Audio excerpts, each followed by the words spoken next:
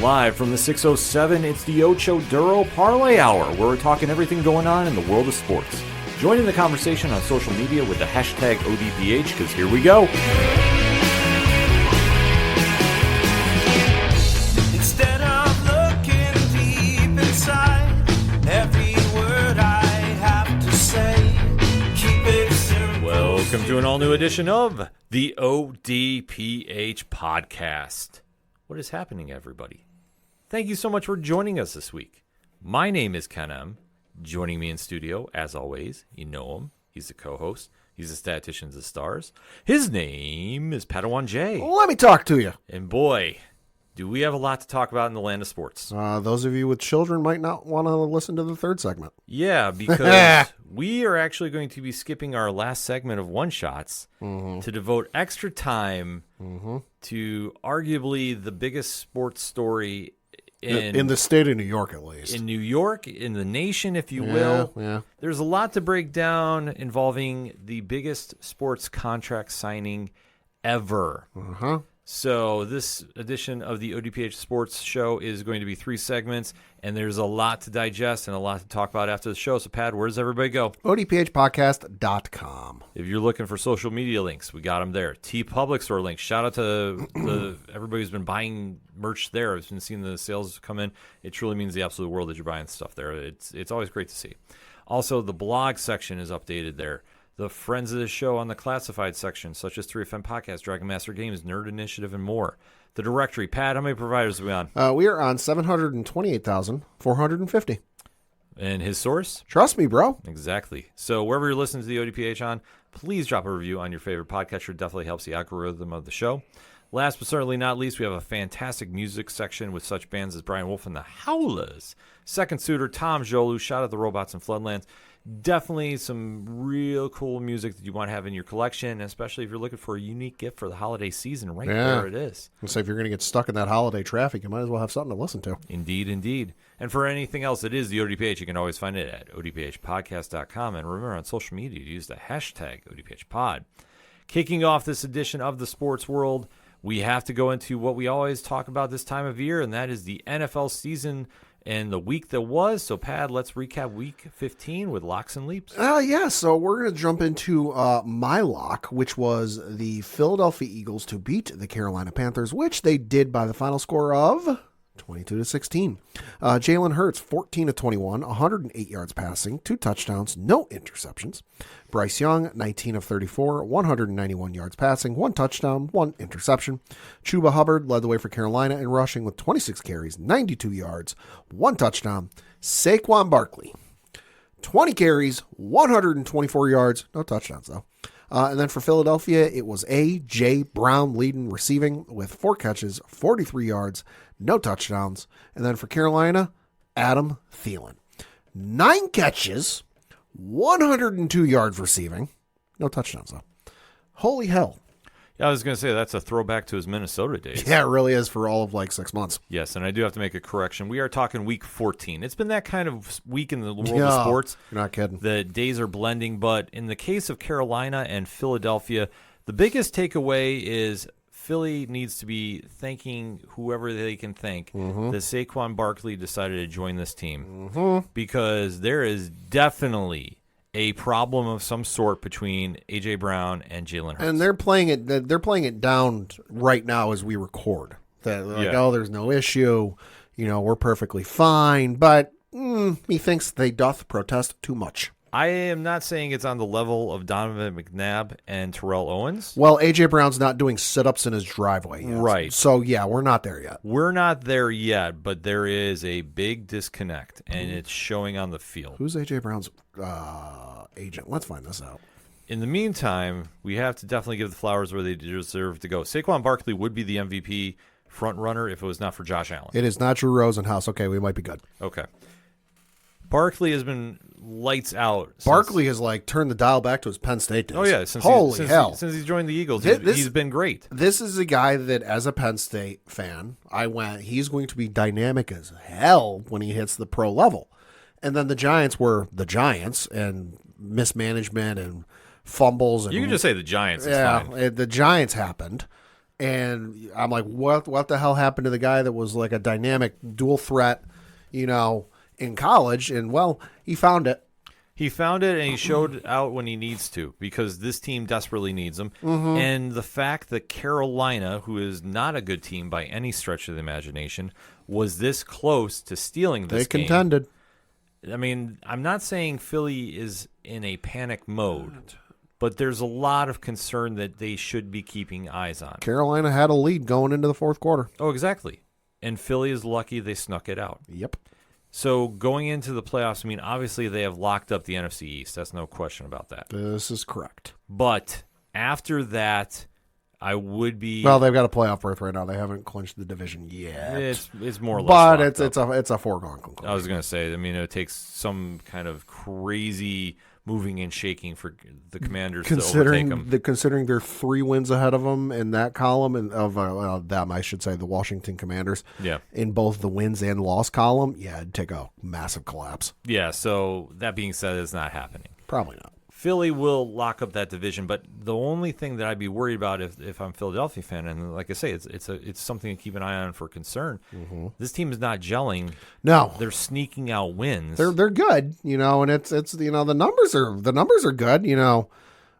4 sacks from Jalen Hurts. The team gave up 5 quarterback hits. So they're not bad, but they're like a 1 away. Okay, a little down for a normal Jalen game. Saquon numbers, but you get past AJ Brown, Devontae Smith, 37 yards on 4 catches, 1 touchdown. Kel Satera, 3 catches, 16 yards, 1 touchdown. Kenneth Gainwell, 2 for 7. Jahan Dotson, 1 for 5. Barkley did have a target through the air. He didn't catch it though. And then Johnny Wilson did have a target, but he didn't catch it. So, it just seems like there might be a little bit of a miscommunication between the two. Something might have gotten lost in translation, as the saying goes. Well, you have to think they've been so successful over the years. Yeah. That now it's not showing up. There's obviously production issues gone down. Yeah. That's weighing heavy on the team. They're putting up points like crazy, though. Well, they're still putting up points, but that's a lot due to Barkley. This is true. And since he's come over, that's changed the dynamic. This is true. The dynamic is all different for this team. So instead of being the more aerial attack, they're very well balanced, and I think that is tolerable as long as they're winning. However, though, this is something that as they're going into the playoffs, they're going to need to make sure that they're on the same page about what the philosophy is going to be. Yep. Because I truly feel if they had to go face Detroit right now, there would be some problems. If you had to face whoever comes out of the West in that number 1 seed, I think they would have some problems. Right now, as we currently record, the way the brackets look, the 2-seeded Philadelphia Eagles would be facing the 7th-seeded Washington Commanders in the first round of the playoffs. And then if they had to face the winner, if it held up Green Bay or Seattle, I'm not saying that's a lock for them to win. No, I really am not. Seattle's quietly very good. They're quietly very good, and even if they have to face Tampa Bay. Well, that's because I know it's the lowest seed goes and faces the 1 seed. Yeah, that's the whole point with that is the other teams that are in the playoffs will give them fits because they are not on the same page. Yeah, and they need to find the way on the same page. And if they can't get it together, they're going to be one and done in the playoffs. I don't care if they're facing the Commanders even. Yeah. They need to lock it in. They've got a couple more weeks to do it. Division game, you always toss out any guarantees or any expectations out the window for that. Throw in the fact it's a playoff game, forget about it. Well, I was going to say, Washington took the L when they faced them last time. This is true. But it wasn't by much. And you want a litmus test? Wait 2 weeks. Oh, yeah, when they have to face them again. In Washington. Well, let's talk Maryland, about whatever. Because Philly's got a tough road ahead of them. Yeah, they do. So their final month of the regular season, this upcoming Sunday, they're at home playing the Pittsburgh Steelers. Week 16, they're on the road playing the Washington Commanders.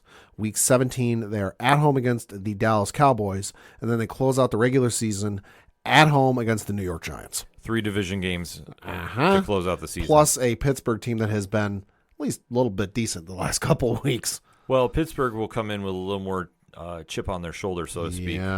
So it's not going to be an easy route for them to get out of there. No. As for Carolina, the only takeaways you can have from this is maybe Bryce Young is going to be serviceable after all. Might be the guy. A little work, a little assistance, a little, what would you say, a little depth chart assistance there. Well, I think he's handled the adversity that he's gone through, and I think, honestly, him sitting behind Andy Dalton has been immeasurable. Mm-hmm. And I think the fact that he's allowed to sit, which is the one thing that, had he done this at the start of his career, we might be talking about a different Bryce Young. But the fact he got to sit, he got to learn. Dalton's a good teacher. He's a very good quarterback. Am I saying he's lights out? No, not at this stage of the game. I just want to point out one thing because I had to double check. I thought I knew where he went to college. I wanted to double check. He did go to Alabama. Oh, of course. So I want to bring up, and this is from personal experience, recent history with a certain former Alabama quarterback that I had to root for that his first year was very good. You know, wasn't necessarily. He was in contention, if I remember correctly, for the Rookie of the Year award. Didn't win it, but he was in contention. And then we saw what happened after that. Well, we have been very public on this show about Alabama quarterbacks transitioning to the NFL. And same thing with USC. AJ McCarron, where are you? They have not exactly been what we say lights out. Nope. And in this situation, Bryce Young was thrown into it way too soon. Absolutely. And he had no real talent around him in Carolina to work with.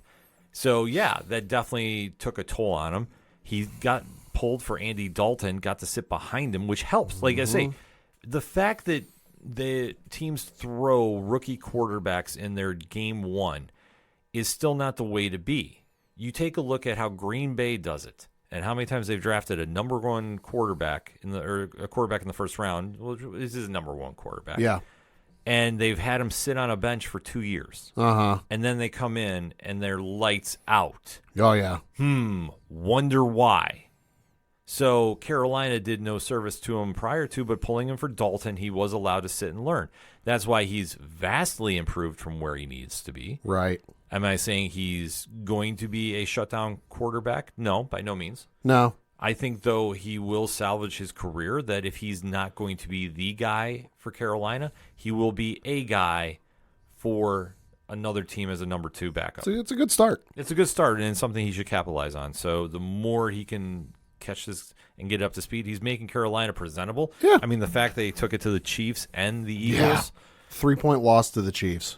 Yeah. And only a 6-point loss to the Eagles. I don't want to say good losses, but in this situation, I think the fact they kept it this close, that's something to build on going into next season. Yeah. Just to give them their due, the final month of the regular season for the Carolina Panthers, upcoming Sunday, they're at home against the Dallas Cowboys. Week 16 at home against the Arizona Cardinals. Week 17 on the road playing the Tampa Bay Buccaneers. And then Week 18 on the road playing the Atlanta Falcons. So they've got some work to do, obviously, to finish out the season, but nothing super crazy. No. The big story here is Philadelphia is, I don't want to say imploding at the wrong time. They're very odd because the start of the season wasn't that great. Then they improved. Now they're regressing. Yeah, so there's a lot of things that need to get improved there. Will they find a way to do it by the time the playoffs are in full swing is anybody's guess. Philly fans sure hope so. Yeah. Then we get to my leap, which was, I took a flyer on this one. The leaps weren't great this week. No, they weren't. No, they weren't. But I chose the LA Chargers to beat the Kansas City Chiefs because Kansas City look beatable this season. But I was wrong because the Kansas City Chiefs, with the doink heard around the world, beat the LA Chargers, I should say, by the final score of 19-17. Patrick Mahomes, 24-37, 210 yards passing, 1 touchdown, no interceptions. Justin Herbert, 21-30, 213 yards passing, 1 touchdown, no interceptions. Gus Edwards led the way for LA in rushing with 10 carries, 36 yards, 1 touchdown. Isaiah Pacheco led the way for Kansas City with 14 carries, 55 yards, no touchdowns. Travis Kelce led the way for Kansas City in receiving with 5 catches, 45 yards, no touchdowns. And Joshua Palmer led the way for LA with 6 catches, 78 yards, and no touchdowns. Kansas City is the most overrated one-loss team in the entire league. Maybe in recent memory. Yeah. This game proves it. The fact that they lucked out at the worst possible time for the Chargers is truly something. And to see how they're doing this, I'm not saying team of destiny because that is very much not the case here. They're just the luckiest sons of guns on the planet. I'll say that with the backup kicker, Or no, sorry, that was the other. No, yeah, Yeah, it was. they're on their backup kicker. Sorry, Yeah. I was thinking of the Bengals game. No, on their backup kicker, at what was essentially, I forget what the exact yardage is. I'm sure I can look it up. But like on what should have been a chip shot, the fact that it went super left and hit the left upright and bounced in through the upright to win them the division at the 31-yard field goal. So what's the standard extra point? 25, 30 yards? Yep. Something like that. So it's an extra point. The fact that he almost shanked it to the left, just shows they are the goddamn luckiest team. And I was talking to a friend of ours who we know is a very diehard Chiefs fan. Not a bandwagon Chiefs fan either. No, legit one. Legit one. Like he owns a Joe Montana Chiefs jersey. Like he is that big a fan.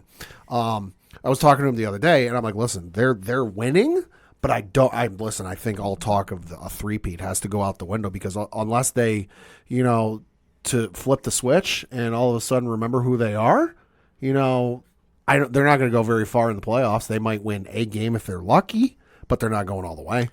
The big question mark with this team is if they get in there, can they get hot like the Giants used to do when they got into the playoffs? Oh, God, yeah, playoff Eli. Right. I still have nightmares about that. Which, in my opinion, if they have home field advantage throughout, that's a legit chance. Yeah. It's a legit one. It is. And right now they got it. Right. So they need to keep winning, albeit though Pittsburgh is right behind them, Buffalo's right behind them. Yeah. Where the Chiefs have lucked out, that's the only thing salvaging the season for them. Because I truly feel if they have to go travel on the road to a Baltimore, they're going to struggle. If they have to go to Pittsburgh, they're going to struggle. Yeah. If they have to go to Bills, I'm not saying this because I'm a fan. I legit think they're going to struggle. Yeah. No, they would. They need to have home field advantage throughout to really make a run. No, they do. And I will go on record and say this. If they win this year, Okay. they're not going to win another one next year. Probably not. I think this is the last run for Mahomes and Kelsey. The chips in the armor, are there. Oh, completely. Whereas they look. Like, remember the last couple of years they were doing video game stuff where like they do the ring around the rosy and spin in circles and all this other bullshit before they like they're not even doing any of all that. They're barely winning. They're barely winning, and the thing that we have said time and time again, NFL teams start breaking down videos. They start looking at tape. They can start figuring out a way to stop great quarterbacks. And in Mahomes' case, what he's been able to get away with these past few years, he can't get away with much as he used Correct. to. Like he's still pulling off great plays, like the one that he threw basically cross chest. Oh yeah. For the conversion on fourth down in the fourth quarter. That is one that stands out. But he can't do it all the time. Travis Kelce has been taken out of most game plans. So you're forcing DeAndre Hopkins, who's not the D-Hop of old. God, I didn't realize until they said it. I was watching this game. I didn't realize how long he'd been in the league until they said it. Oh, yeah. He's been in the league like 10 years. So he's on that twilight run of his career. Yeah. Xavier Worthy is not there yet. Here's the crazy thing, too, because I'm looking up Kelsey's numbers. We're in week 14 of the regular season, folks. Travis Kelce has 2 touchdowns for this entire season. Yeah.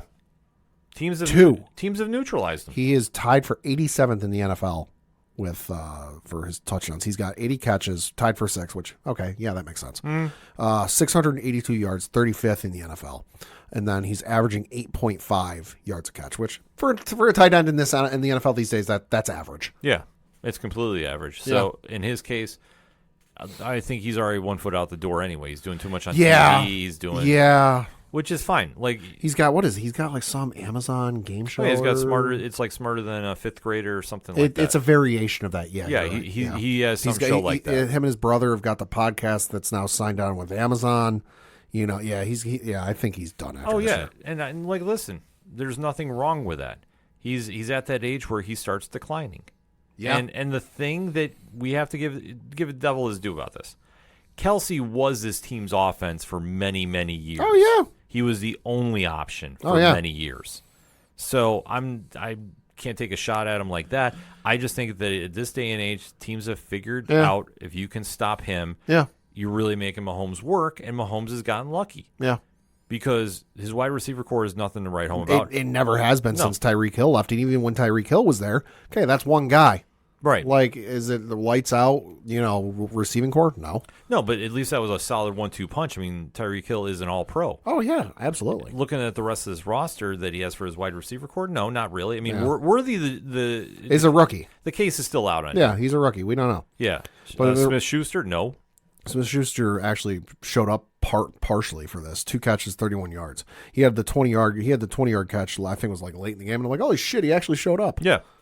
But other than that, there's nothing to write home about. But again, Patriots fans were wondering why we got rid of him. 14 catches, 202 yards, 1 touchdown. Yeah. I mean, I'm sorry. Slightly better than what he did last year, but Christ, with Patrick Mahomes, that ain't hard to do. No, it's not hard to do at all. But in his case, that's the only thing he had going for him in that direction. It's under what he had for all of last year. He finished with 260. Yeah.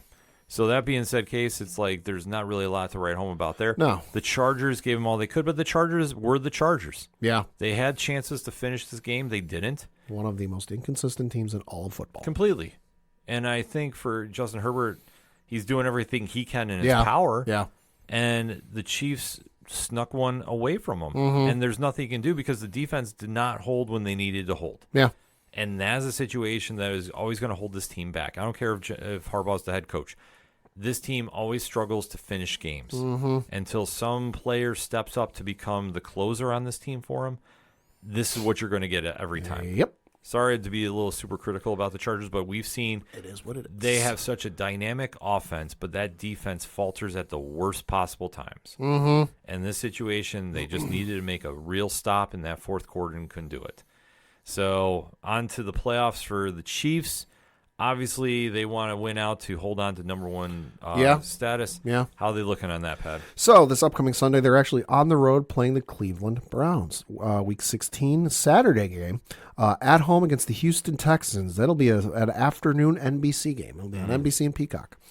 Week 17, Wednesday game, Christmas Day, on the road playing the Pittsburgh Steelers. That one will be on Netflix. And then Week 18, on the road playing the Denver Broncos. So there's a couple interesting scenarios there. Cleveland is great for fantasy owners. Yeah, it is. Because between Winston and Mahomes, it's going to be about a 40-point game. Defense optional. Yep. But then word of advice: don't start Kansas City or Cleveland defense that week. Yeah. But the other 3 games are very enticing. Houston is going to be a good benchmark to see if they're ready for the playoffs. Pittsburgh, that could be for the number 1 seed. Yeah. That legit could be. Yeah, it could be. And then Denver, I mean, that could be a play to stay in. Like, there's a couple different factors going on there. Yeah. So that is not going to be an easy road for them to go. They just need to make sure they stay healthy. Pacheco coming back is huge. Denver currently the number 7 seed, and they are the 7 seed because both the Chargers and Ravens, who are ahead of them, have to win the tiebreakers. Yeah. But still, you still have the Colts and the Dolphins hovering around. I mean, anything is possible. This is true. And then for the LA Chargers, next couple weeks, this upcoming Sunday, they are at home against the Tampa Bay Buccaneers.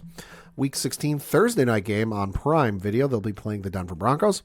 Week 17, on the road, playing the New England Patriots. God help me. Yeah. And then week 18, on the road, playing the Las Vegas Raiders. Interesting way to close out the year, but yeah. I mean, that could be the Raiders. I don't doubt pulling off an upset, possibly. It depends on who shows up because at this point they're hurt like hell. Exactly, but that could be another big time implication for the Chargers to get in. I remember a Sunday night football game years ago where the Raiders stole that right from the Chargers, and I mean, not to any Raiders fans' shock, because I was sitting with Rich from 3FN watching that, and I know we kept hearing about how the Chargers were going to absolutely come back and take that game, and just sadly did not. Yep. But talking about teams that are struggling to get by. Jesus Christ. We can't script this. We can't script this. You could pitch this to Hollywood, and Hollywood would say, yeah, no, that's not believable. So to Dre Driven, we're giving you fair warning. We have to break this game down, so we're going to do it like we do spoiler talk in 3, 2, 1. Boy, Dallas finds a way. Yeah, they do. To grab failure from the jaws of victory. Yeah. And for Cincinnati, it's a step in the right direction, albeit too little too late.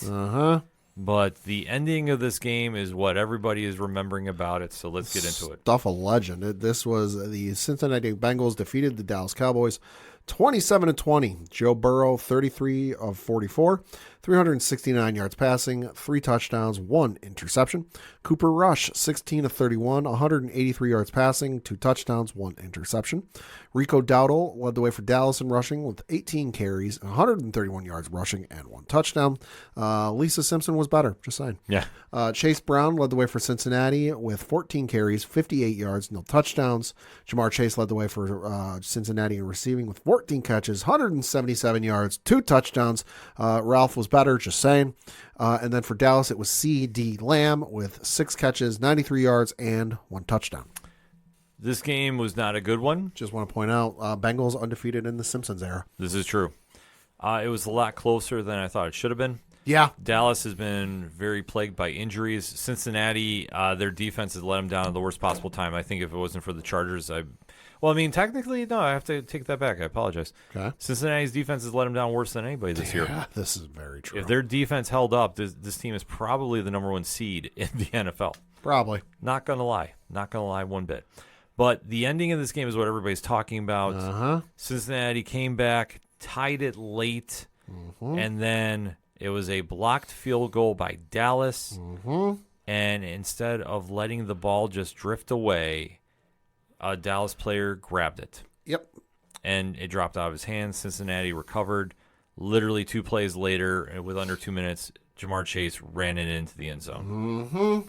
This is probably one of the worst losses for a team I think I've seen on recent memory. Yeah, I can't, nothing really, other than the, and sorry to bring this up, but the Cardinals-Bills game. Yep. You know, where it was the Hail Mary, like, fuck it, DeAndre's down there somewhere. This was one of the wildest endings I've ever seen. That was wild, but this is just fundamentally bad. Because you have that block, and then you try to recover it, and it doesn't happen, and then you literally give the ball right back to Cincinnati. Like, this is something out of a movie. Yeah.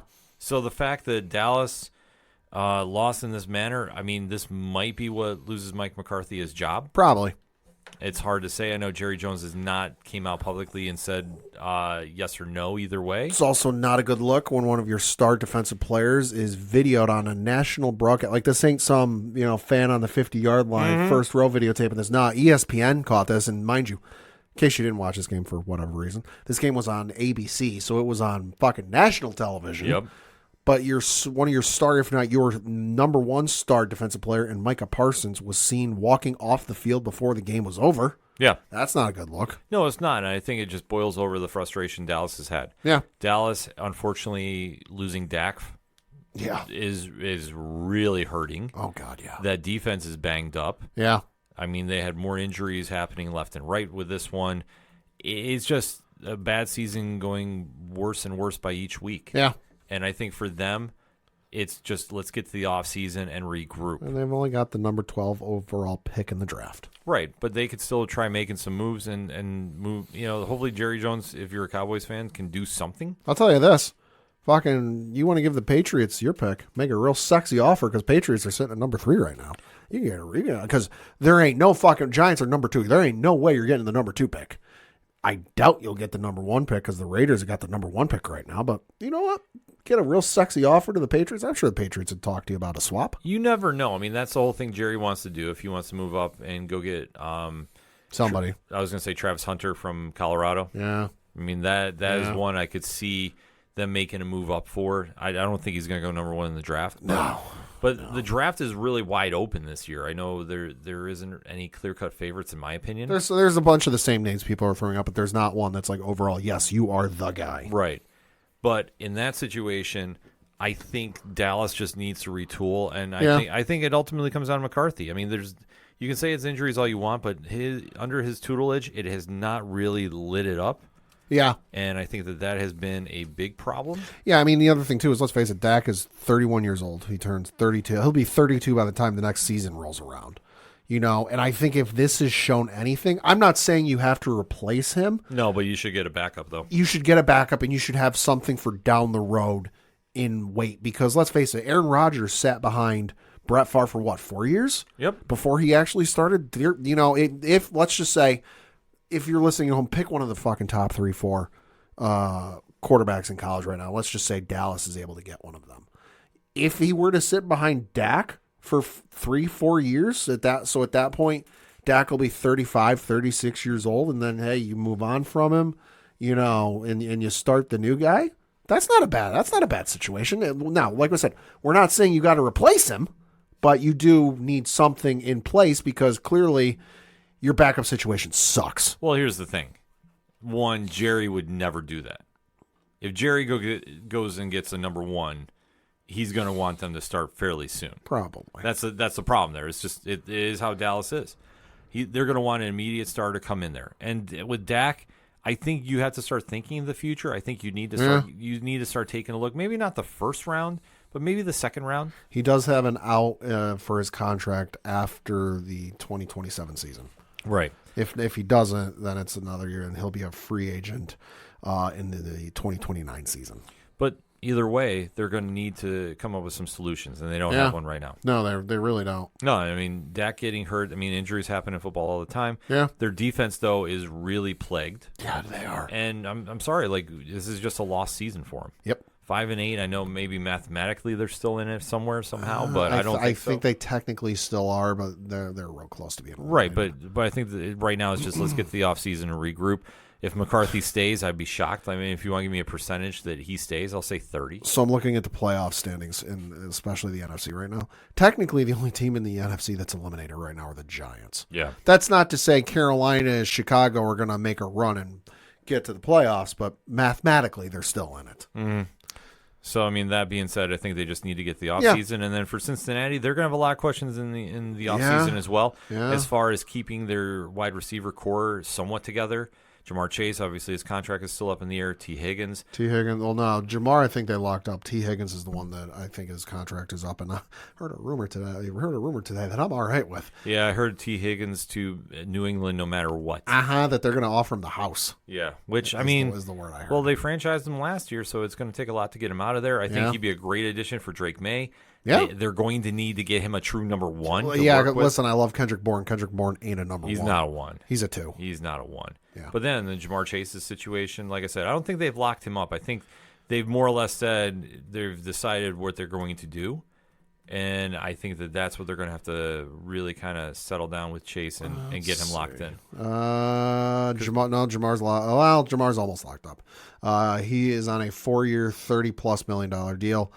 He is technically in the final year of that, but there is a club option for 2025. Right, but so odds are, given the situation, they'll pick up that right for the 25 season because that'll pay Jamar $21.8 million, and then after that in the 2026 season he'll be a free agent. No, they'll retool it. Yeah. That's the whole thing. If they lose T. Higgins, they'll retool it and they'll have money to play with. Yeah, and they need to lock him up because I think you take him away from Burrow, there's going to be some problems. Probably. So in Cincinnati, that's what they should be focusing on right now is defense in the draft and get some players in there and really establish that side of the ball. Yeah. Offensively, they're fine. Yeah. Offensively, they're pretty solid. Right. Burrow has played more or less a full season without issues. So, what else can you say there? So for the next couple of weeks in the final month of the regular season for the Cincinnati Bengals, this upcoming Sunday, they're on the road playing the Tennessee Titans. Week 16 at home against the Cleveland Browns. Week 17 at home against the Denver Broncos. And then Week 18 on the road playing Pittsburgh Steelers. There'll be some tough matchups, but I do like if you're a fantasy owner, Cincinnati's going to have a good stretch down to your Super Bowl. Oh, yeah. And then for the Dallas Cowboys, this upcoming Sunday, they are on the road playing the Carolina Panthers. Week 16 at home against the Tampa Bay Buccaneers on Sunday Night Football. Week 17 on the road playing the Philadelphia Eagles. And then Week 18 at home against the Washington Commanders. A lot of moving parts happening there, but for Dallas, let's just get to the offseason. Because their future is not bright. No. In comparison to the best team in football. Mm-hmm. So definitely shout out to Brubaker's Muse. Shout out to Casey, the nerdy photographer. They have been diehard Detroit fans since I have known them, and they are definitely celebrating about this. As you should. Because what a game Thursday night. And it really shows what Green Bay is made of, too, so let's get into it. Yeah, the Detroit Lions beat the Green Bay Packers 34-31. Jared Goff, 32 of 41, 283 yards passing, 3 touchdowns, 1 interception. Jordan Love, 12 of 20, 206 yards passing, 1 touchdown, no interceptions. Josh Jacobs led the way for Green Bay in rushing with 18 carries, 66 yards, another hat trick for him, 3 touchdowns. David Montgomery led the way for Detroit with 14 carries, 51 yards, and 1 touchdown. For receiving on Detroit, it was Jamison Williams with 5 catches, 80 yards, and no touchdowns. And for Green Bay, it was Christian Watson, 4 catches, 114 yards. Good Lord. No touchdowns. Well, this one, it can be summed up by we're going for it. Yeah. Dan Campbell, I mean, who should be coach of the year? I don't think there's any question about If anybody else wins it, I'm calling rigged. I am too. What he has done with Detroit in his tenure is he has given them an identity. He's given them toughness. He has been a coach that you're sitting there hearing him talk to his players. He's also given most of that fan base something I don't think they've ever had in their collective lives. Super Bowl hopes. Well, that's what I was going with before he jumped in there. Sorry. He's given them, if you're hearing what he's saying, hope. He's inspiring them. Yeah. He's got that whole fan base fired up for it. And with that being said, it's now carrying on the field that they're having a certain swagger to them. Yeah. That you're really seeing the fruits of that labor come to the head.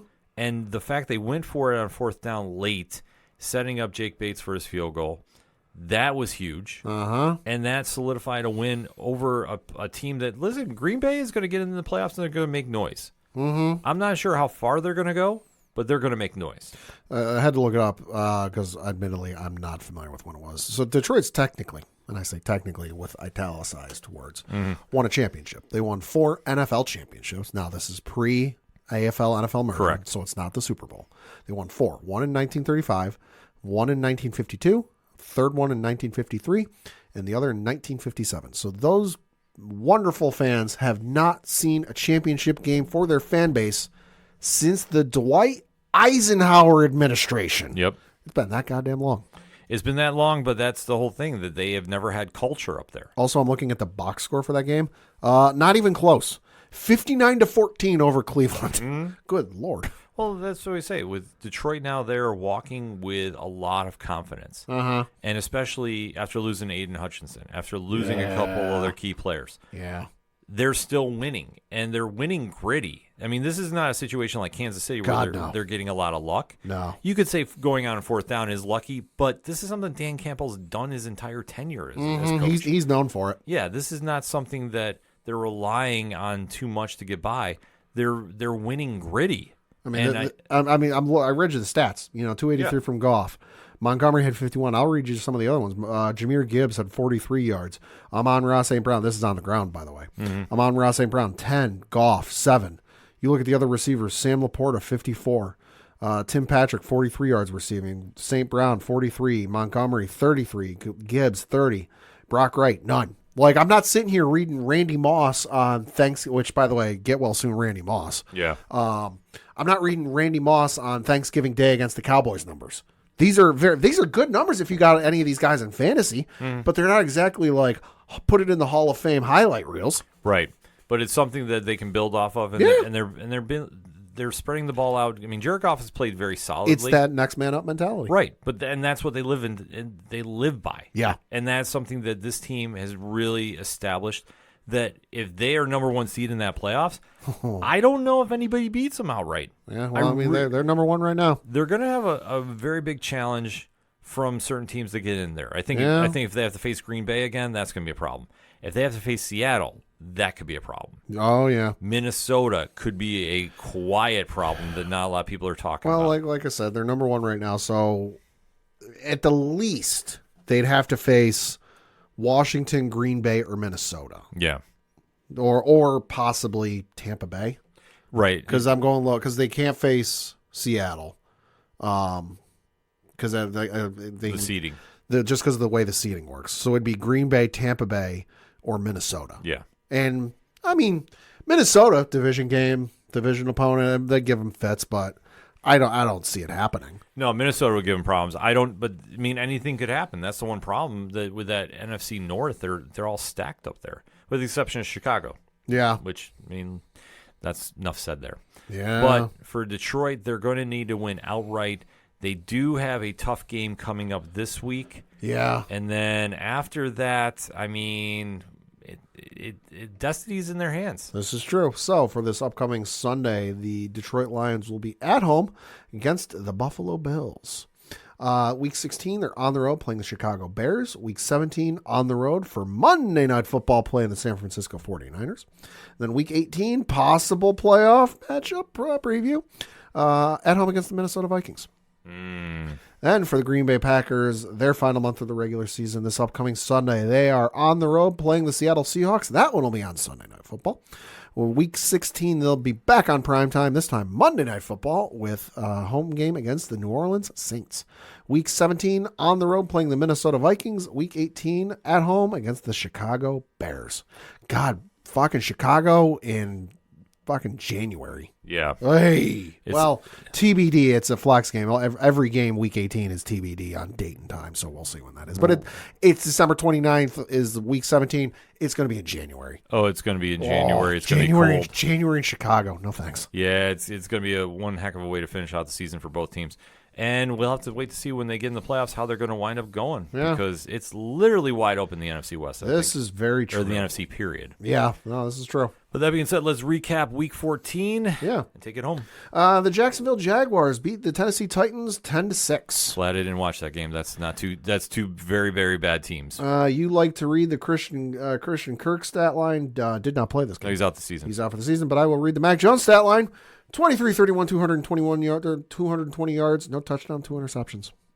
Yeah, enough said. Yep. The Miami Dolphins beat the New York Jets 32-26. The Jets, it's now 14 straight seasons without a playoff appearance? Yeah, do me a quick favor, though. Can you look up Miami's last 4 games? I absolutely can. Because I will say this. Miami is getting hot at the right time. And got it. I think, though, for them to get in the playoffs, they're going to need a lot of luck. So the first of these 4 games you want me to look, and I'll even go back 5. So these 5 games, they beat week 10. They beat the LA Rams in LA 23-15. Week 11 at home against the Las Vegas Raiders 34-19 win. Week 12 at home against the New England Patriots 34-15 win. Lost in Green Bay. That one was on Thanksgiving 30-17. And then this one, as we mentioned, which was in overtime, 32-26 win. So they're beating up some lesser teams. Mm-hmm. And then looking at their schedule, they have Houston coming up. Yep, Houston. Houston's a road game. Yep. Then they are at home against the 49ers, on the road in Cleveland, and then on the road playing the Jets to close out the year. Depending on how they survive Houston and San Francisco, they have an outside chance of maybe getting that 8th seed. Let's see. Maybe. Let's see the old standings. Flip it over to playoffs because I got to see if there's any like tiebreakers or nonsense. They are a 9th seed right now. They're behind Indy and Denver. Indy's ahead of Miami because they win the tiebreaker based on head-to-head win percentage. And then the Chargers are ahead of Denver, who's at the 7 because of head-to-head win percentage. So, yeah, I mean, they need to win out and then have a little bit of help with Indy, Denver, and the Chargers losing a little bit. But there's a shot. There's an outside chance. I mean, but then again, so is Cincinnati. Yeah. I mean, that would be the team I'd be worried. I'd be worried to face them in the playoffs if they somehow get in, because I think Joe Burrow will go crazy if he ever gets back in the playoffs for this. Could be. You had the Minnesota Vikings defeat 42-21 the Atlanta Falcons. Kirk Cousins, how about that warm reception? I was going to say Kirk Cousins. It's a little chilly in there. Yeah, his tenure in Atlanta, I think, is going to come to an end sooner than later, depending if they make playoffs. Maybe Atlanta's looking a little genius for drafting a quarterback. I'm saying they might be smarter than we are. Then again, the smartest man in the room is Kirk Cousins' agent. Mm-hmm. Oh boy! Then you had the New Orleans Saints beat the New York Giants 14-11.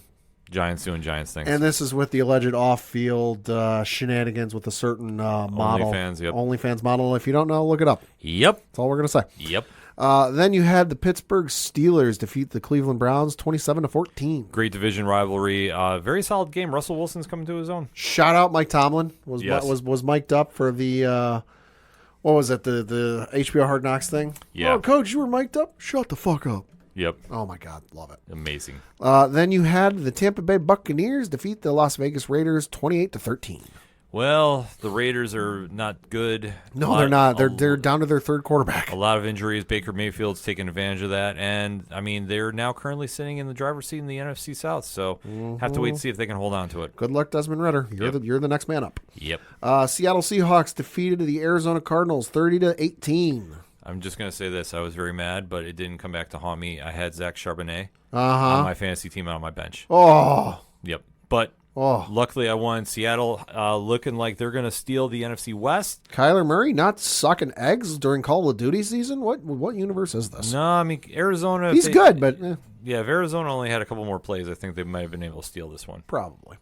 Then you had the San Francisco 49ers defeat the Chicago Bears 38-13. The Bears have jerseys. I mean, that's like the only thing you could say good about them. Yeah. Not a lot of great things to say about this. I mean, obviously, Williams had an okay game. Williams was all right. I mean, obviously, 134, 2 touchdowns. new head coach for the Bears and Thomas Brown. 7 sacks, though. Yikes. Yeah, I mean, the Bears are bad. And this was with a banged up 49ers team. Yep. Good Lord. Then we have the last one to talk about, because, hey, my team was off this week, mercifully, was your Buffalo Bills losing to the LA Rams 44-42. I'm going to maintain, before I let you get into your rant, both the Rams and Bills defense got stuck in traffic on the 405. That's the only explanation. This was a atrocious first half for defense. Bill Belichick would have been pulling his hair out. Mm-hmm. The Bills' defense, I was fearing that this might be a trap game because the one thing is whenever the media starts anointing Buffalo and Josh Allen as the saviors of the NFL, they always come out flat Right. the following week. It doesn't matter where they are, they just come out flat. Right. And I was fearing that they started looking at that game with Detroit and overlooked the Rams, and they did for the first half. Sure. The second half, Josh Allen proved why he is the MVP of the league. Sure.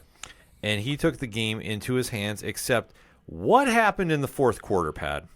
I watched, but I don't remember. What always happens in that last 2 minutes of the game? McDermott play calling. McDermott showed up. Hey. And this is where it came back to haunt him because for anybody, and I know this comparison came out on a couple places online about, well, so-and-so team beat the Rams and how come the Bills couldn't? Right. Does anybody not realize this is like one of the first times all season that Cooper Kupp and Puka have been in the same lineup at the same time? This is true. And look what happens. Doesn't happen that often. No, it doesn't. So when the Bills had the chance to punch it in late, they did not because for whatever reason, McDermott and the powers that be called the QB sneak. Oh, this is the one Brady was criticizing. And you know what? I stand with Brady on this one. I know some people were giving him a lot of flack about it. Why? I mean, first and foremost, it's Brady. 7-time champ. Yeah. Basically every quarterback record you can have. Yeah. The Bills needed to save their timeouts. Yep. To go, they needed to punch it in. They needed to get the ball back for a field goal to tie it. Yeah. When Josh went for it, I'm sorry, it was the most predictable play that they could have ran. Yeah. Everybody knew he was running up the middle. And I'm sorry, you don't have Marshawn Lynch in that backfield. Everybody knew you were going. He should have audibled out. Yeah. But he went for it. Yeah. And that cost him time. And I can't help but wonder if he's hearing a little bit too much of the noise between last week with, there was the pass he threw and it went to I'm sure. It went to Cooper and then Cooper lateraled it to him, so he became like the whatever person in NFL history to throw and catch a receiving touchdown in the NFL, and then with all the other what was it, Collinsworth going, I got him on my fantasy team. Oh, this is great. And everyone praising him. Like, I can't help but wonder if he was starting to buy into that a little bit too much. 100%.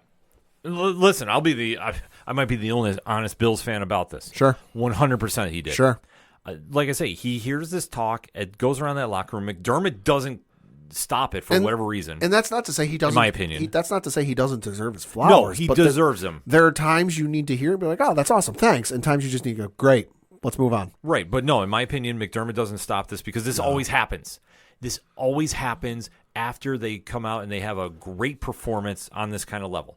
The Rams are not a slouch team by any stretch of the imagination. They've just been real banged up. They were really banged up, but they neutralized enough of the offense, except Josh took over. And like I say, he proved why he's the MVP. But when it comes down that late and they get some calls their favor, this is where they should have been smart about the ball. maybe faked going for the QB sneak and then dish it off to your tight end. Do the old Dan Marino fake out. Yeah, do something. But the fact that it was so predictable, this is what cost you the time, and this ultimately cost you the game. Now, granted, could you make an argument for the last Puka touchdown where there was complete holding and pass interference? Yes. Yeah. Could you make an argument about the false start that should have got called and didn't? Yeah. Yeah, I mean, listen, there were 16 accepted penalties during this game. Exactly. You can make an argument for whatever you want, but at the end of the day, it comes down to what plays you make and the ones you don't. And the Bills did not make enough when it needed to count, and they made an atrocious decision late, which, yet again, I'm going to say this publicly. If this comes down to a final 2-minute game in those playoffs again, I'm just going to have to do the Tyler Bass treatment and just not watch. Because the minute they were going for it, I'm sitting here watching with my mom. Right. And I'm yelling, which, like I say, she's now joined Bills Mafia. Shout out. Oh, boy. And so it was saying the same thing. Like, why is he not throwing? And you've been saying this for those of you who haven't listened to the show for a super long time or since the show's inception. You have said this about McDermott since the Houston Texan game in 15, 16? Yeah. Whatever that was? Yeah. He does and, this. and you were watching the end of that game on your phone at an indie wrestling show? Mm-hmm. That you're like, oh, he's going to, and you were saying that he's going to blow it. Yeah. He does this. I'm sorry, everyone wants to give him a pass about it. I'm sorry, you can't. This is what's going to hold him back, because if it comes down to a 2-minute decision, he overthinks it. And instead of just doing the logical thing, we need to save time. You have Josh, which, listen, if they went for it twice and didn't get it, and then they went for it and tried pushing it in, maybe I could stomach it. The game I think I'm referring to was the one that was in 2020. Yeah, but still. Yeah. But it's a situation, though, since he has been running that team. Yeah. They've had opportunities late, and he has overthought it at the end. I'm sorry, a squib kick. Yeah. Need I say more? Not really. No. But this is a situation that they have to figure out, and they had better come out with a great performance. I'm not saying they're going to win, but they need a great performance. They need a close game against Detroit, because this could be a possible Super Bowl matchup. Oh, easily. Right now it is Detroit by 2.5. Oh, yeah, because they're home, but that line actually drops, so that's good. It's coming in the Bills' favor. But at the same time, this is where the Bills are going to have their true litmus test. Yeah. Because they've already locked up the division. They just need to make sure they don't have any injuries. Their defense did get banged up pretty bad in this game. But at the end of the day, it's due to bad play calling. That's what I'm going to mark it up to. And if anybody wants to debate about it, just watch the tape. When McDermott's in the last 2 minutes of each half, it's not even the fourth quarter. Right. He overthinks it for whatever reason. Yeah.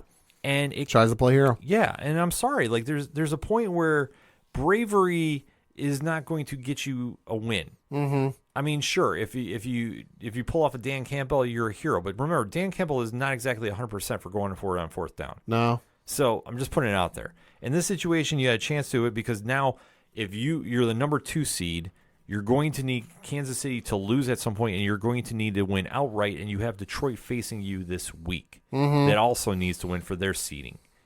This is not going to be an easy test for you. Mm-hmm. So if you wind up dropping to the 3rd seed, which I think they have a legit chance to, then it's going to be a little more difficult, because then they're either going to be facing a Baltimore at Baltimore, or no, maybe they'll have Baltimore at home, but they're going to be facing a Kansas City team pending too. Yeah. Things could get very, very interesting and very, very messy at the same time.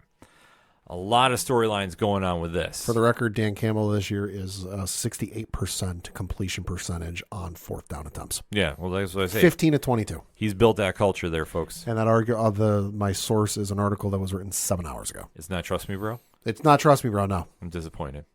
Either way, Week 14 is in the books for the NFL. Hit us up on the hashtag ODPH pod. What is your takeaways from this week in the NFL? Let's discuss, shall we? But first, we're going to get a quick break. We'll be right back. Do you like comic books? What about movies and TV shows? Well, we may be the show for you. We're Hops Geek News, a weekly podcast that discusses comics, movies, and TV shows while featuring a beer of the week. Every week, we chat about what we messed up on the week before, and then we dive into what we're reading and watching, as well as some news. We then wrap it up with a geek-themed topic of the week. You can find us anywhere you listen to podcasts by searching Hops Geek News. Cheers. Coming back for another segment on this edition of the ODPH podcast, and Saturday night's all right for fighting. Yeah, it is. Because, Pat, what is going down this weekend? Returning for the first time since 2008, where you had the likes of an 8-man tag match with JBL, Kane, and The Legacy. Cody Rhodes and Ted DiBiase taking on John Cena, Batista, and Crime Time. Great Khali taking on Jimmy Yang, and Edge versus Jeff Hardy. The return of Saturday night's main event. Yes, one of the long-standing traditions of the World Wrestling Entertainment is returning in a very, very big way. Bringing back Jesse Ventura for color commentary. I love everything about this. If he's not glowingly praising the heels and shitting all over the faces for every little thing, he's not even worth the time. No, this is something that... Go old school 80s with it. I'm telling you, man. Well, I think they are. I think they're being very smart about it, so I'm completely here for it. Mm-hmm. And this is something under the Triple H, Nick Khan, TKO era that I think they're really giving the fans something unique. Mm-hmm. Because unless you grew up in that time period, you don't understand the greatness of Saturday Night Main Event. Right. It used to be on as an alternative to Saturday Night Live. So the fact we're getting an earlier deal, it's great. Yeah. And it's also part of the new... contract they re-upped. It's an agreement between NBC and WWE, because we know the next one is going to be from San Antonio, Texas, at the Frost Bank Center. That one will be on January 25th. Yeah.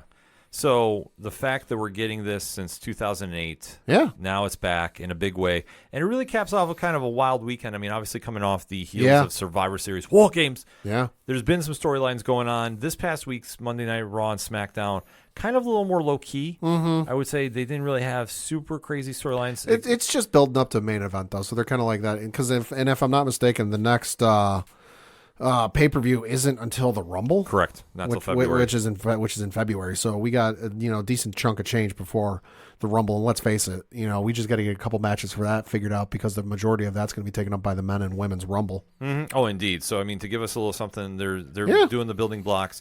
The only thing that we really had this week, I mean, obviously, was DIY stealing the tag team titles from the Motor City Machine Guns. And the heel turn. Good. Love that. That was masterful. Love that. Did not see that coming. Yeah, but Monday Night Raw was kind of more low-key, too. I mean, listen, all we got to say about Monday Raw is fuck Big E, or not fuck Big E, excuse me. Whoa. Freudian slip. Fuck Kofi Kingston and fuck Xavier Woods. Yes. Near Roman beating Undertaker levels of heat. Near. Just pair him with Dominic Mysterio for 6-man and let the crowd go crazy. But get him in front. I'm going to give you a better one. Ridge Holland. Well, I mean, I could see that happening too for a lot of different reasons. Yeah. I would say this though. I think you got to do it in front of a really hot crowd. Okay. In my opinion, the crowd was okay for Monday Night Raw, but that wasn't one of the really loud ones. No, I mean they were loud for the New Day segment. Yes. Which, why you got to do the man Stu like that? Come on. Yes. Got to steal Stu's camera. But that's what I say. They're trying to get some heat going, especially like we say, leading into this weekend's card, because there's a lot to break down with that. Yeah. So let's go through the card and give our predictions about what's going to go down on Saturday night. Yeah, so the first match we're going to talk about is the tournament final for the inaugural WWE Women's United States Championship. And we don't know the final outcome of this, because that's got to get settled on Friday. But it's going to be either Bayley or Chelsea Green taking on either Michin or Tiffany Stratton. So I think it's going to end up being Michin versus Chelsea Green, with the ultimate winner being Chelsea Green. Listen, I hope you're right about that. Okay. Because I don't think Bayley needs this.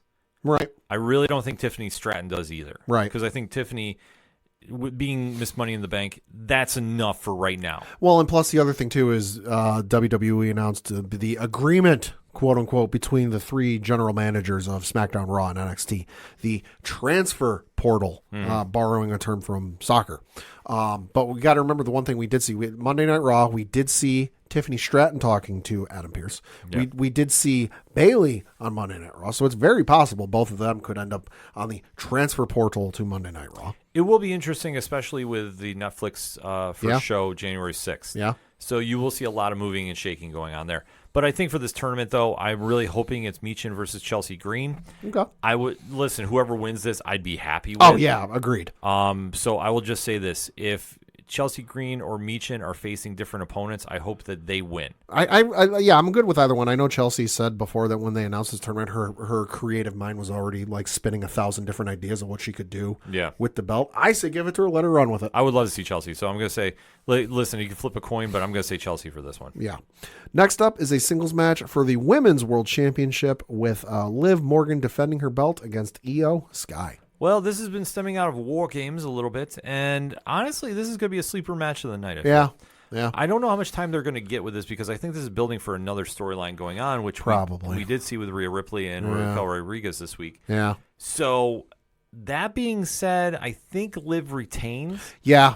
But there will be some shenanigans involved. Yeah, I agree. Liv is going to retain, but this isn't going to be a clean pin in the ring. Like Raquel's going to come out. Kairi Sane and Dakota are going to come out for the other members of Damage Control.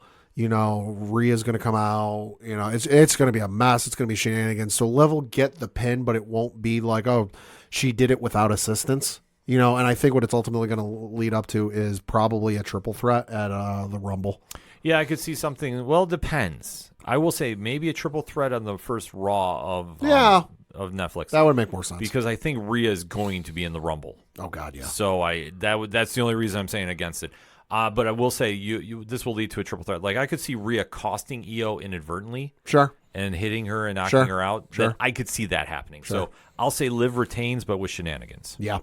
Then we have what was supposed to be a singles match for the World Heavyweight Championship, but on Monday Night Raw, it got, because Finn Balor just can't help himself, it got turned into a triple threat. It was supposed to be Gunther taking on Finn Balor in a singles matchup, but because of the shenanigans that ensued on Monday Night Raw, and at the request of Gunther, and we know Damian Priest wasn't exactly going to be protesting this decision, it got turned into a triple threat between those three individuals. So you got Gunther taking on Finn Balor and Damian Priest. I thought this was actually going to be happening at the Netflix show. Oh. I did make comment about this on Monday Night Raw since we didn't have a chance to do one breakdown last week.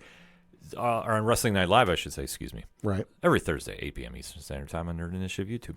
So that being said, I'm going to go out on a limb, and I know you're going to be excited about me saying this. Okay. I think Finn Balor steals it. I would love to see that. Listen, I'm a Finn Balor guy. Love Finn Balor since he made his debut on NXT and did the whole demon thing. I was over the moon when he won the inaugural Universal Championship, and I was gutted when he had to forfeit the damn thing less than 24 hours later. I know people like to say 24 hours later.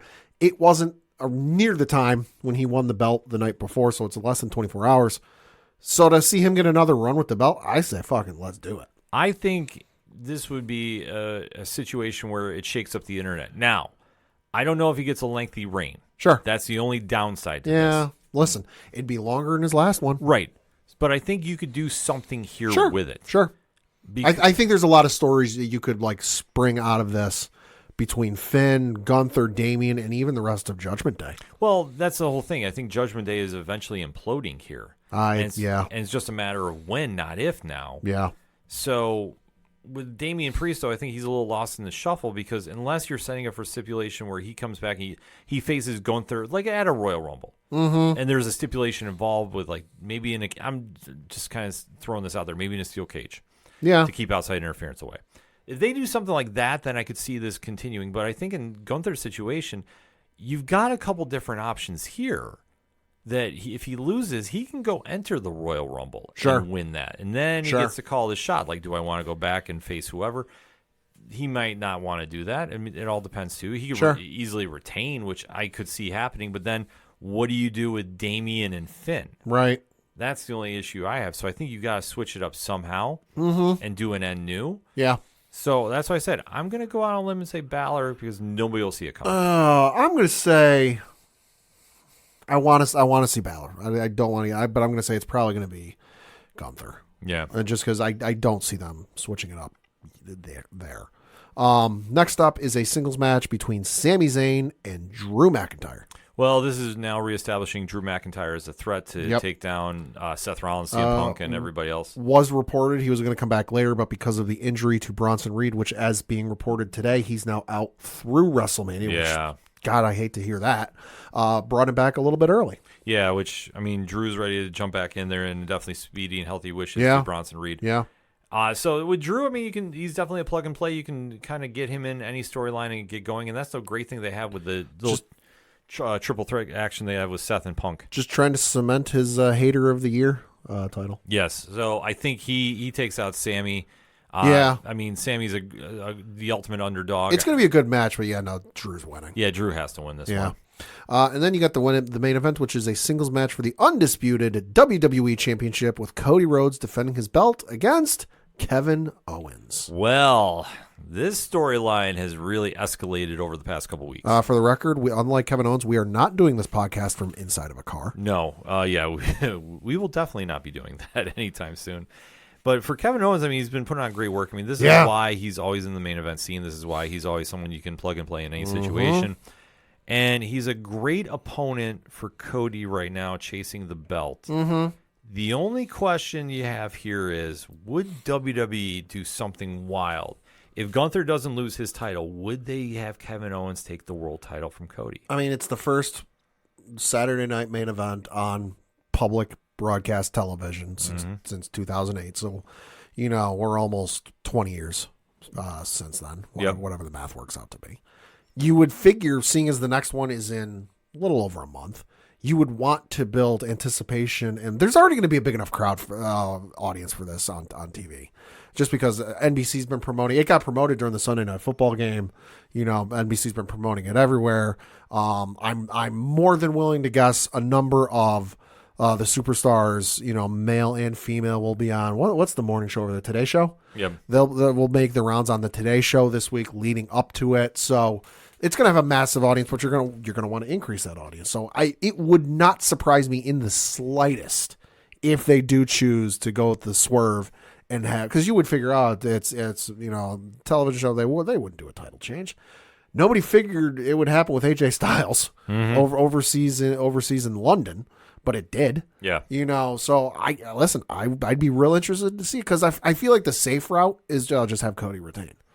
But let's see what we can do with this. Let's see where we can go. The only way I see Cody retaining is if he goes heel. Rhodeslander. If he goes Rhodeslander. Yes. If he finally goes Rhodeslander. We should have trademarked that so many years ago. Yep, I know. I'm hating myself for not doing that. Dude, we could. I don't want to get into it because I'm getting mad. But if he goes full Rhodeslander. Yeah. And he gives like a nut kick to beat Kevin Owens. Low blow. Yep. Then I could see the win. There might be something there. Because do like the Shinsuke Nakamura versus AJ. Yeah. Yep. I think you can do something there, and I think that would really build towards Mania, depending on where they want to go with it. Because I still think we're going to have Roman versus Cody, but how is the crowd going to react? Yeah. That's where I sense we need to go Rhodeslander and let him go. You almost have to turn Cody heel, because there's no way you get them to boo Roman. Yeah. There's no way. Yeah, that's the one problem they got right now. Because you did an entire 2 years effectively of Roman beating the shit out of Cody, and it worked then, because Cody was the white hot babyface, and everyone wanted to see him finish the story. Well, he finished the story. Yeah. So now you can throw a new chapter in there and really mix it up. Or, I mean, it all depends, because if they want to build towards Cody and Roman at WrestleMania, which I think is the plan. I think it is the plan, which I'm perfectly fine with. Yeah. I think this is the method you go about it. So that's where I say, so I guess I say a final decision.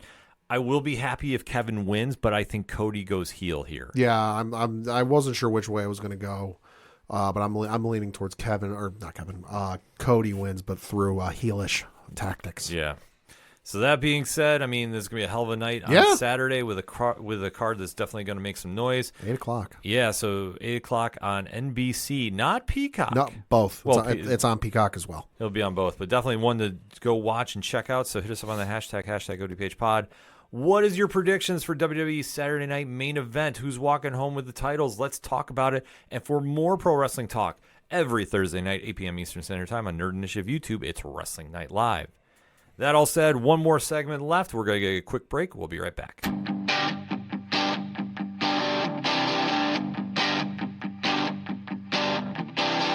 This is Tom from Tom Joe Lou, This is Matt from Sideroom Sounds. and you're listening to ODPH Podcast. Wanna go where no one knows my name, to the desert, the oceans, or the plains. 'Cause I wanna Coming back for the final segment on this edition of the ODPH Sports Podcast. And there is one story that we have to deep dive into. I guess we'll have to put the disclaimer on it. The thoughts, views, and opinions are that of Ken M. and myself and do not necessarily reflect the views of anybody else because, hey, we're the only ones here. Yep. We'll say for Nerd Initiative, so we don't get in trouble there. Nerd Initiative do not reflect the views of Nerd Initiative.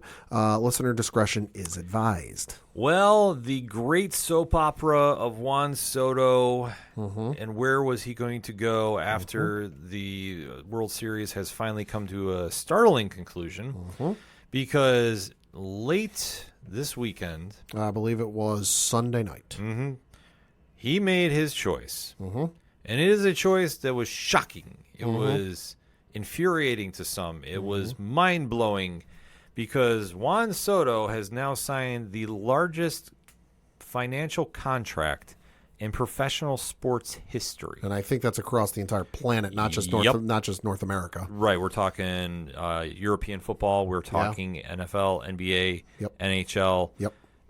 You name it. This is the number one contract, I believe. And hashtag ODPH pod if we're wrong, because I don't think we are.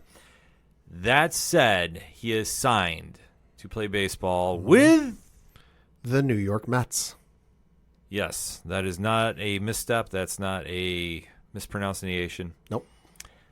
Juan Soto has left the New York Yankees, where he came on a one-year deal after the Yankees traded a lot of their key farm system. There was a few pieces. To the San Diego Padres to acquire him. Yep. And now Soto is going to be the franchise player for the New York Metropolitans. And there is a lot to process with this. So, Pad, why don't we go through the contract first? Sure. So it is a 15-year base salary. So effectively, this is the minimum he will make, is $765 million. This includes a $75 million signing bonus. All $765 million of this is guaranteed. So this is the minimum he will make. And then he will average an annual salary of $51 million a year. So, and I just want to point this out, as we currently record, he will be making more money than the Athletics, the Miami Marlins, the Cincinnati Reds, the Pittsburgh Pirates, the Detroit Tigers, and the Chicago White Sox. And he comes just under the Tampa Bay Rays in terms of payroll, which is ridiculous. Then you get into some of the nitty-gritty details. There is a player opt-out after the 2029 season, but much like the Garrett Cole opt-out that he had, the Mets can void that opt-out and will add an additional $4 million to his contract for the 2030 through the 2039 season, so for the final 9 years of the contract. There are no deferrals in this contract, so there's no Bobby Bonilla situation. There's no Shohei Ohtani situation. You know, everything's up front. Once the contract is over with, they don't owe him any further money. There is available escalators. So effectively, you know, if you win an MVP, you get this much. If you win, you know, an all-star selection, you get this much of $15 million. So this contract could get pushed to $780 million. And then with the and let's face it, he's a Scott Boras agent or client, I should say. He's going to opt out after that. Once that opt-out has become available, and Cohen's not an idiot. He's gonna they're gonna avoid it. They're gonna add the additional $4 million on. So effectively, by the time this is all said and done, the Mets will have paid him $784 million, and this is real good for him because he lives in the state of Florida. Yeah, no sales tax. No, definitely not. So there's a lot of reactions to this. So let me say this as an unbiased baseball fan. For the Mets, you know, for the first 5 or 6 years, this is going to be a great deal for them. He is, as we currently record, 26 years old. He just turned 26 back at the end of October. His birthday is October 25th. So for the next, I'll say 5-6 years, which puts him right at the time of that opt-out, this is going to be a great deal. You're going to get him at his absolute best, you know, in terms of his power, his contact, you know, how he's seeing the ball, being able to hit the ball to all parts of the field, you know, just everything you would want out of him. It's going to be great. But after that 5-6 years, which puts him at that 31, 32-year-old range, then it's going to start to hurt a little bit. You know, the power might slip a little bit. You know, the contact might not be there as much. You know, he might not be able to put the ball opposite to whatever field as he once did. You know, and then once you get further into this, and this is even, going on the assumption, they do like the Phillies did with Bryce Harper, and they moved Bryce Harper into first base to kind of try and extend the contract and extend his playing days a little bit. Even if you move him into first base, it's still going to go the same route. Paying the guy 55, because again, he's going to opt out. He's going to get the $4 million. So Cohen's not going to let go. Cohen's not going to let go of his prize free agent.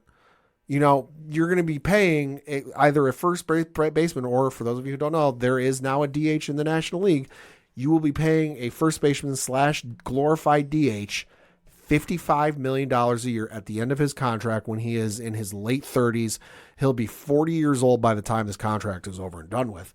That is highway robbery. Mm-hmm. Oh, completely. I think the one thing that is the biggest takeaway from here is Juan Soto worth $800 million? Absolutely not. No. Now, $400 million? Sure. Well, you could for straight. Now, if this were Shohei Ohtani, absolutely. He is a once in a generation, once in a century. We haven't seen something like this in over 100 years when Babe Ruth was doing this. Exactly. That is the problem with this. Now, I understand why the Mets did this. Yeah. The Mets, if you're not from New York, you might not realize this. The Mets have been in the shadow of the Yankees since the dawn of time. Since they became a franchise in the early 60s. Mm-hmm. They have always been considered the little brother that could never amount to Big Brother success. Yankees, 27 world titles. Mets, 2. Mm-hmm. So with Steve Cohen taking over, and Steve Cohen is a very wealthy owner. Yeah, hedge fund manager. Mm-hmm. He went all in about this signing because he has been saying that he wanted to make a big splash. They did not go get Aaron Judge, which honestly I don't think anybody thought he was going to be leaving New York. No, when he was up for free agency. There was a part of me that was afraid, but well, there's always a part, but you saw the loyalty, and he understands the tradition that comes with the Yankees. Yep. Soto is literally, for lack of a better term, in my opinion, is a mercenary for hire. And he's made it very clear he was going to go to the team that paid him the most.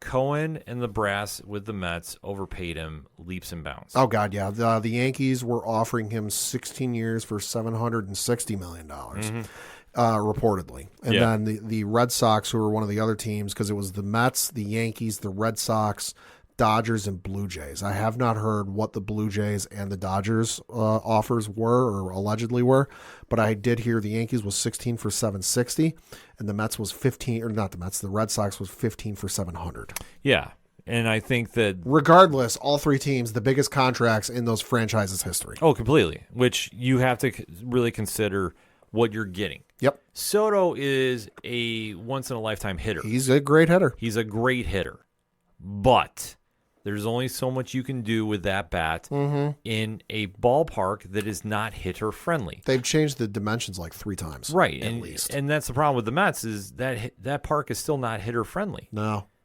So, although he does have a ridiculous OPS in Citi Field. Oh, I'll grant it's over 1,000. I'll grant you that.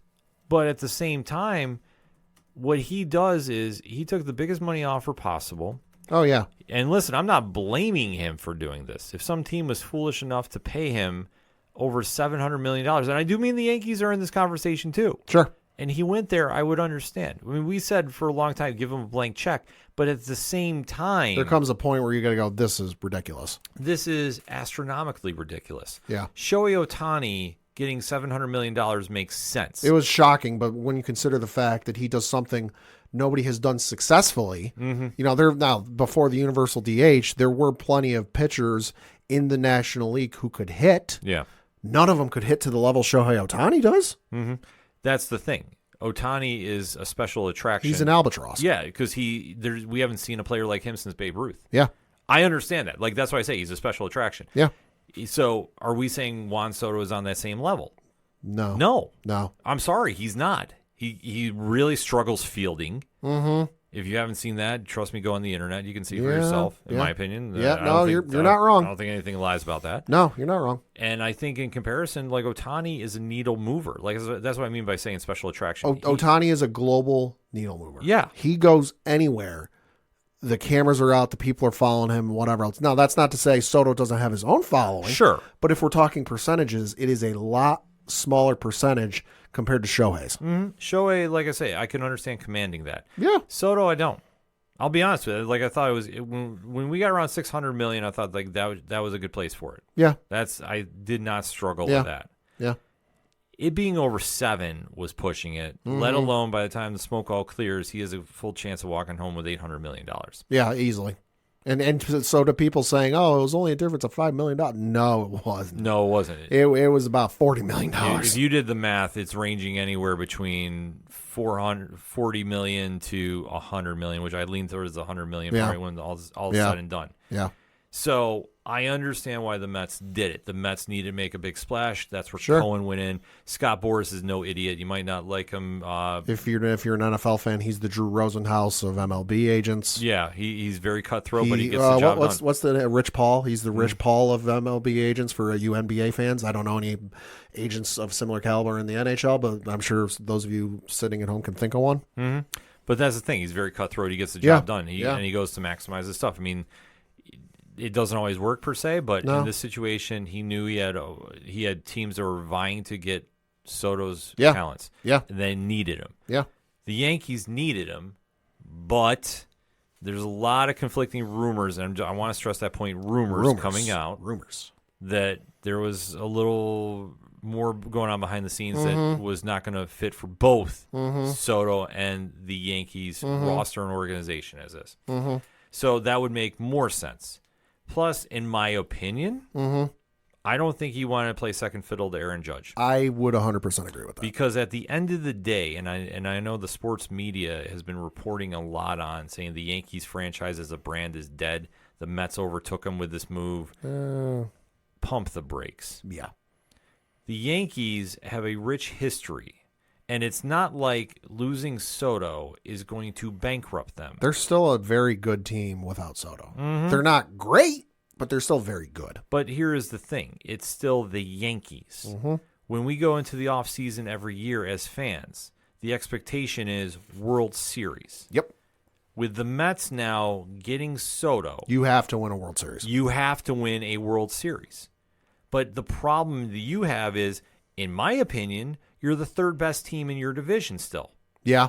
You're not Philly. Yeah. And you're not Atlanta. Atlanta's stacked, not Dodgers stacked, but they're stacked for a few years. Yeah. They got their guys locked up long term. They're going to be just fine. Same thing with the Phillies. Yeah.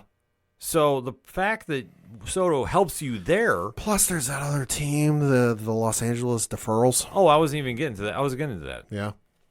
But then you take a look at the rest of that whole league. And you've got the Dodgers poised for a dynasty run. So how you think this is an easy route to a World Series if that is your true goal? But and like I say, it might not be Soto's. Right. It might be it's supposed to be the Mets. Though. I don't think Soto's got a World Series win with the Nationals from what was it, 19, 18, somewhere in there. But he's already got his championship ring. I don't think he cares. I think and this is where I go back to this. I think he just wanted the most amount of money. Oh, I think he did too. And that he told Boras, his agent, get as much as you want, because I flash back to when Judge signed his contract with the Yankees for 9 years, $360 million. Nothing. There's no escalators. There's no. So he's going to make $360 million with the Yankees. He received a $415 million offer from the Padres, and he turned it down because he grew up in the Yankee system. He knows he can make that money back in endorsements. Yeah. It's still the brand. Yep. So that being said, Soto going over there, he wanted to be his own guy. I mean, that must be his motivation. Yeah, no, I 100% agree with that, because I think while it was great for him to hit around Aaron Judge, because it made it. Let's face it, he had one of the best years statistically, offensively, in his career. Yeah. But that's because he had Aaron freaking Judge, the 2-time, should be 3-time. Fuck you, Jose Altuve. Yeah. MVP hitting around him. Yeah. And that fucking helps. But now you go to the Mets, who they've got some good pieces. I'm not going to sugarcoat it. You know, they've got Lindor, who's very good. You know, they've got Nemo, who's also very good. You know, but none of them can hold a candle to Aaron Judge. Yeah, that's the point. And especially for the Mets, I'm waiting to see what other moves they do because remember, they got hot after Grimace threw out the first pitch this past season. Yeah. They weren't exactly considered to be contenders. I mean, the Mets added Clay Holmes, who was the Yankees closer for a few months this season. Yeah. Which, hey, cool, great, you know, but now they're going to try converting him into a starter, which good fucking luck with that. And if all else fails, you can at least fall back and put him in the bullpen if Edwin Diaz decides to implode again this year. Yeah. So, I mean, listen, it's a great addition. The Mets have to win a World Series, you know, I would say in the next 5 years, because anything after that, it's going to be you won the World Series, but ... Yeah, I mean, that's the whole problem right now.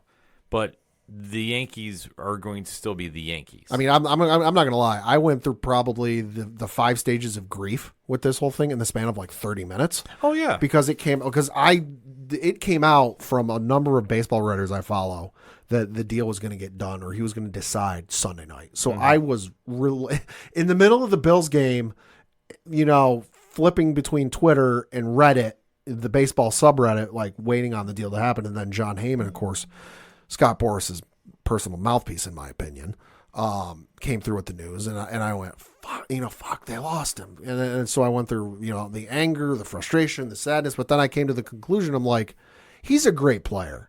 I loved watching him for the one season, you know, he was in with the Yankees.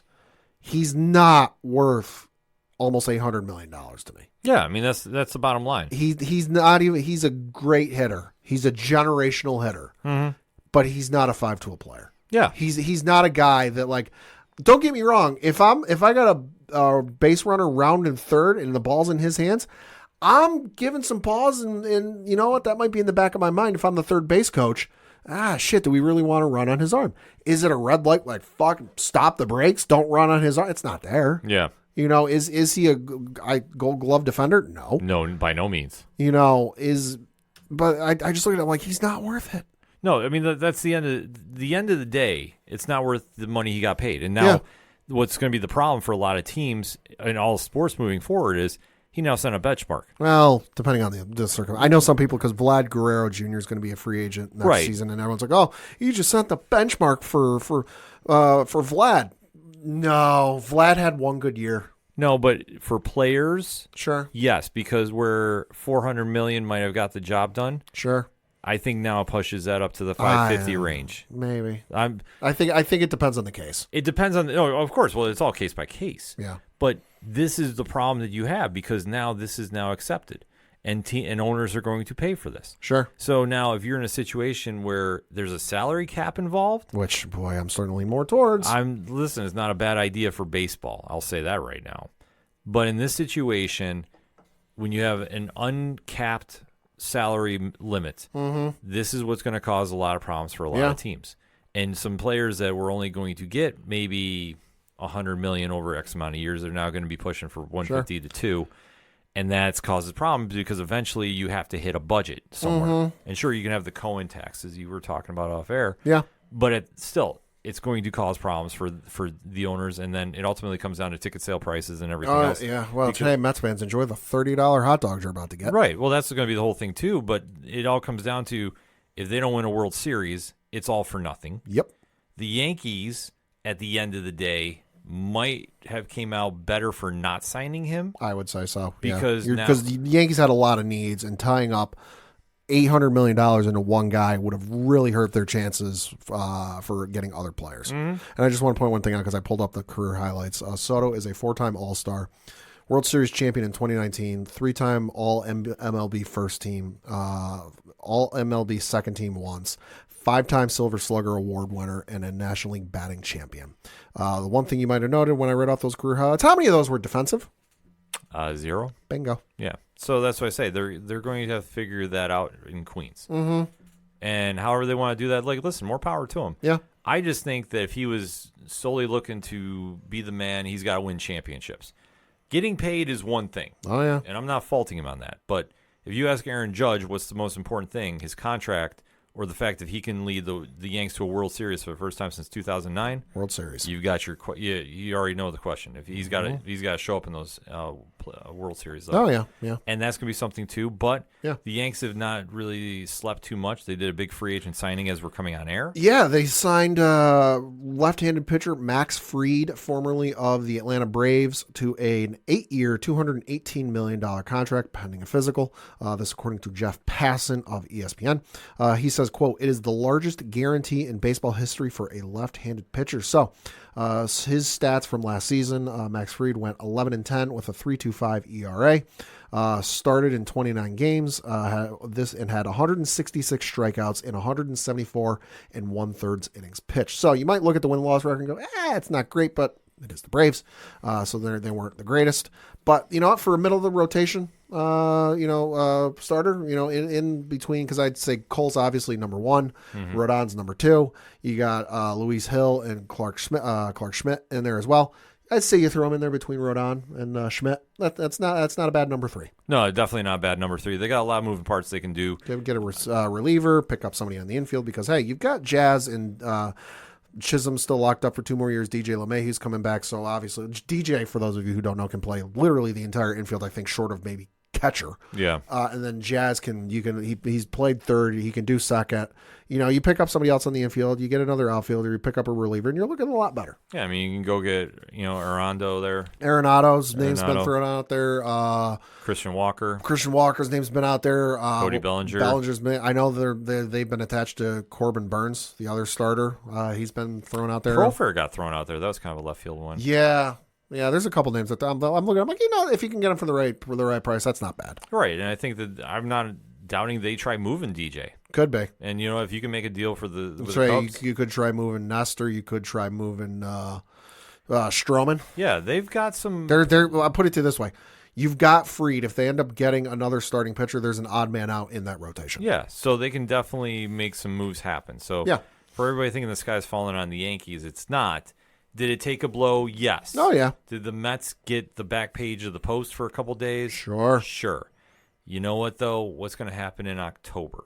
That's the big takeaway. Because, sure, he got paid, and listen, more power to him and Scott Boras. They made the craziest contract in history because they found an owner that went all in to make some headlines. And let's face it, $5 million difference, at least before you get into all the intangibles or whatever, is what the final difference was. Cohen was never going to be beat. Yeah. He literally said, whatever the highest offer is, I will beat that. Yeah. So this is literally a bidding war with a bottomless pit. Oh, yeah, which, I mean, and the thing, too, I mean, you're conflicting reports that the Yankees were allowed to counteroffer to or not. Yeah. I think at that stage, it got to a point where if Cohen was really going to break the bank on one player, he was going to. But then you also have to realize you have to field the rest of your team. Mm-hmm. Signing Clay Holmes is not the tipping point to get you to a World Series. God, no. And the fact that your team is still the third best team in the NL East. Let's not forget Clay Holmes' implosion during the midseason. Oh, of course. That's what I was alluding to. Yeah. Like the fact that you're still the third best team in your division. You're not there yet. You might be losing Pete Alonso. He has not re-signed. Correct. You still have a lot of holes to fill. So congratulations, you took the headlines, but until you win a chip, it's all for nothing. I mean, listen, the Mets got a great batting order. Their rotation, though. Exactly. So the rotation needs work. Which was much like the Yankees this past season. So just saying. Mm-hmm. We'll have to wait and see how it all pans out. But for Juan Soto, leaving, good luck. It is what it is. Yeah. But you know what? When the Yankees win a World Series, and that's the talk of the headlines, we'll see what happens in 5 years because, things do move fast in this world of sports. That being said, for anything and everything that is the ODPH, you find it at odphpodcast.com. That's it for sports this week, Pat. Did we get our venting out of the system? I would say so, yeah. Like I said, I went through the 5 stages of grief on Sunday night in 30 minutes, but I'm okay with it. I mean, I had that in the Bills game going on, so trust me, I had a rough Sunday night. Your heart rate. Yeah. Thank God for other things. We'll just put it that way. We'll just put it that way. Like comics and such, which we'll be talking about in the next edition of the ODPH podcast. I'm your host, Ken. Thank you as always for listening, and we will see you next time.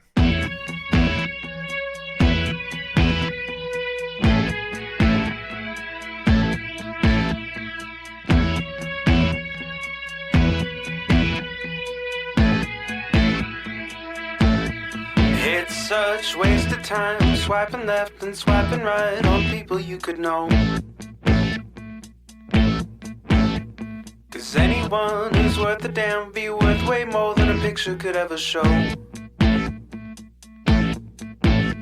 You could find the right light, find the right angle, and never find your soul. And it can feel like a losing battle, and this plot is full of holes. This modern way of finding love just makes me feel so alone. And I can't be the only one sick of staring at my phone. So look up, talk to me, a better way to spend our energy. Just look up, talk to me. We don't have to float alone on the open sea. Don't know that I believe in the old time fable. Everyone has just one true love. All I know is you're across this table, and you're all I'm thinking of. So look up, talk to me, a better way to spend our energy. Just look up, talk to me. We don't have to float alone on the open sea. Ooh, talk to me.